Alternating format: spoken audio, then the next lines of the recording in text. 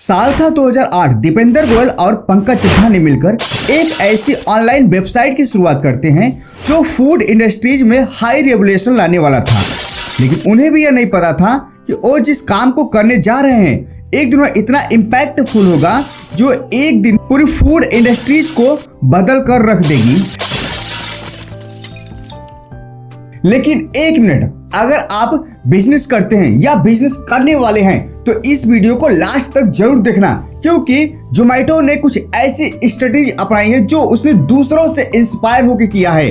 तो अगर आप इस वीडियो को देखते हो तो आपको कुछ ना कुछ जरूर सीखने को मिलेगा, और अगर आपको कुछ सीखने को मिलता है तो वीडियो को लाइक जरूर करना। जोमेटो का शुरुआती नाम फूडीवे था और इसकी शुरुआत सिर्फ ऑनलाइन एक वेबसाइट पर लिस्टिंग करने से किया गया था। जोमेटो का ना तो कोई रेस्टोरेंट था और ना ही जोमेटो का कोई ढाबा था। इवन इसके फाउंडर दीपेंद्र गोयल ने बेन एंड कंपनी में एक कंसल्टेंट मैनेजर का काम करते थे। साल 2006 से साल 2009 तक इन्होंने जॉब की और साल 2008 में इन्होंने जोमेटो की शुरुआत की। यानी कि जॉब के दौरान ही इन्होंने जोमेटो जैसे बिजनेस की शुरुआत की। यानी कि आप भी अगर किसी प्रोफेशन में हैं तो प्रोफेशन को करते करते आप अपने बिजनेस को स्टार्ट कर सकते हैं। हमारी और आपकी तरह ये जॉब भी करते थे। इवन इनके माता पिता दोनों टीचर बैकग्राउंड थे, यानी कि कोई भी बिजनेस बैकग्राउंड से नहीं थे। आज जोमेटो 24 से अधिक देशों में अपने ब्रांचेस खोल रखा है। जोमेटो पर 14 लाख से ज्यादा रेस्टोरेंट रजिस्टर्ड हैं। 10,000 से ज्यादा सिटीज में यह कंपनी काम कर रही है और 17 साल में 20 करोड़ से ज्यादा कस्टमर इससे जुड़ चुके हैं। आज के समय में जोमेटो की मार्केट वैल्यूएशन है 3 लाख करोड़ की। शुरुआत कैसे हुई? दीपेंद्र गोयल जब बोइंड एंड कंपनी में जॉब कर रहे थे तो लंच के टाइम में जब वे कैंटीन में जाते थे तो उस समय कैंटीन की खाना बहुत कम पसंद आता था। यानी कि कभी दोस्तों में होता था कि हमें बाहर से ऑर्डर करना है, और जब वे बाहर के खाने के ऑर्डर करने के लिए मेनू कार्ड लेते थे तो इन्हें जल्दी मेनू कार्ड नहीं मिलता था, क्योंकि उस कैंटीन में 10 से 20 ही मेनू कार्ड्स अवेलेबल थे और हजारों की भीड़ में वहां पर एम्प्लॉयज काम कर रहे थे। तब इन्होंने सिर्फ इसे इजी बनाने के लिए इन्होंने शुरू किया। यानी कि इनकी कोई खास इंटेंशन नहीं थी कि हमें ऐसा बिजनेस करना है, और इनके लिए यह करना एक इजी था क्योंकि ये कंप्यूटर बैकग्राउंड्स थे। और इन्होंने बहुत ही जल्दी एक वेबसाइट बनाई और उस वेबसाइट पे रेस्टोरेंट का नाम, उसके कॉन्टेक्ट नंबर और उसके मेनू कार्ड्स को स्कैन करके अपलोड कर दिया। और यारों दोस्तों में इन्होंने मैसेज से इन्फॉर्म कर दिया कि आप इस वेबसाइट पर जाइए और जिस भी रेस्टोरेंट की आपको बुकिंग करना है उसके मेन्यूज को सिलेक्ट करिए और उसे बुक कर लीजिए। यह लोगों को बहुत ज्यादा इजी और हेल्पफुल लगा और लोगों ने इनकी वेबसाइट पर विजिट करना शुरू कर दिया। कुछ ही दिन में ये वेबसाइट इतनी ज्यादा पॉपुलर हो गई कि लोग अब फूडीवे पर जाकर अपने ऑर्डर्स को ऑनलाइन ऑर्डर करते थे। देखते देखते ही इन्होंने 2 सालों में ही 8,000 से ज्यादा रेस्टोरेंट के मेन्यूज को लिस्ट कर देते हैं। जीवनसाथी.com के फाउंडर संजीव बिखचंदानी जी लिस्टिंग वेबसाइट को चलाते हैं, जैसे जीवनसाथी.com, नौकरी.com, 99acre.com। शायद आपने इन वेबसाइट पर कभी ना कभी विजिट जरूर ही किया होगा। जीवनसाथी.com पे मैरिज के लिए, या फिर इस पर नहीं गए होंगे तो नौकरी.com पे आप जरूर गए होंगे नौकरी सर्च करने के लिए।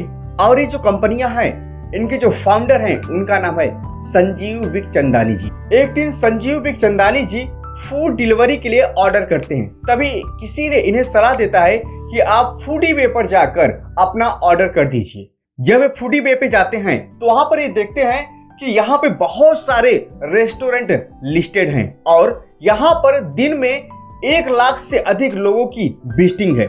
ये काफी ज्यादा ग्रोइंग बिजनेस इन्हें दिखा और फिर ये तुरंत ही दीपेंद्र गोयल को मेल करते हैं और उनसे मिलने की बात करते हैं, क्योंकि जीवनसाथी.com मैरिज के लिए, नौकरी.com रेज्यूमे के लिए और 99acre.com ये सभी प्रॉपर्टीज को एक ही जगह पर मिलाती है। और ठीक इसी तरह से फूडीवे भी काम कर रहा था। ये सभी रेस्टोरेंट को एक ही जगह पर मिला रहा था और संजीव जी बिखचंदानी को यह समझ में आ गया कि जिस तरह से हमारी कंपनी ने ग्रो किया है और चल रही है, ठीक उसी तरह से फूडीवे कंपनी भी काम कर रही है और ये फ्यूचर में जरूर हाई ग्रोइंग होने वाली है। और जब दीपेंद्र गोयल जी संजीव बिखचंदानी जी की मेल को देखते हैं तो वे तुरंत संजीव बिखचंदानी से मिलने के लिए चल देते हैं और 48 घंटे के अंदर अंदर 1 मिलियन यानी कि 7.5 करोड़ रुपए की फंडिंग बिखचंदानी जी दीपेंद्र गोयल को देते हैं और यहाँ से foodiwe.com पर एक नई ग्रोइंग शुरुआत होती है। कंपनी के नाम बदलने के 2 मेजर कारण थे। पहला था फूडीवे। दीपेंद्र गोयल को यह पता था कि हमारे जो वेबसाइट है यहाँ पर मिलियंस में लोग विजिट कर रहे हैं, अगर मैं फ्यूचर में कुछ और बेचना चाहता हूँ तो फिर इस वेबसाइट बेचने में थोड़ा सा मुझे दिक्कत हो सकता है, क्योंकि कस्टमर के दिमाग में फूड जैसी चीजों की लिस्टिंग चलती है। अगर मैं फूडीवे रखा तो इसका इंटेंशन थोड़ा गलत होगा। दूसरा था eBay.com, जो फूडीवे के लास्ट में आता है, foodiwe.com। eBay.com जो कि पहले से एक कंपनी चल रही थी। दीपेंद्र गोयल को लगा कि eBay.com जो पहले से कंपनी चल रही है कहीं फ्यूचर में लीगल इशू ना करती, तो इसीलिए इनको इस नाम को बदलना जरूरी लगा। और फिर ये बहुत ज्यादा रिसर्च किए और फूड के वो में जाकर इन्होंने टोमेटो के आधार पे zomato.com रखा, यानी कि अपनी कंपनी का नाम जोमेटो रखा।